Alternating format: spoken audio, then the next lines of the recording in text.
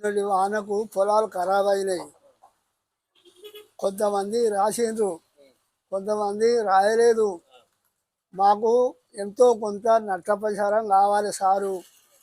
తర్వాత రైతు బంధు వల్లేదు. రైతు బంధు ఆడాది అయిపోవడానికి వచ్చే ద్వారా రైతు బంధు వేయలేదు సారు. మరి మేము బతుకుడు ఎట్లా? ఈ మందుల ఖాతాలు ఇచ్చిన కాడ రైతులు వాళ్ళకి ఆగుతలేరు. మాకు గోస గోస అవుతుంది సారు. మేము ఎట్లా బతుకుడు సారు? దయచేసి మాకు రైతు బంధు అయ్యింది, నష్టపరిహారం కచ్చిరి సారు. ఆ 2 లక్షల రుణమాఫీ అంటే సారు అటే పాయ. మేము ఎట్లా బతుకుడు, ఏం చేసుడు సారు? చేస్తారా చేయరా? కాలే పల్లె అవి అవి మాపండి.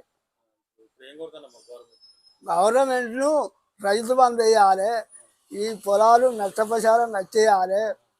2 లక్షల మాఫీ అన్నది ప్రపంచం అంతటికి చేయాలి సారు. అప్పుడు కాంగ్రెస్ మనది ముందు పోద్ది. ఏడ్చి పోకుండా మీ వద్దే ఉంటాం మేము.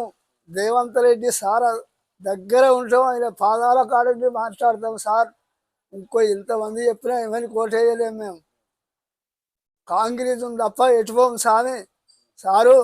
మన సోనియమ్మ, మన రాహుల్ గాంధీ, మన రేవంత్ రెడ్డి వాళ్ళు సల్లాగా ఉంటే ప్రపంచం అంతా సల్లాగా ఉంటే సారు. మాకు కావాల్సింది గది సారు. గోస గోస అయితే రైతులకు బాగా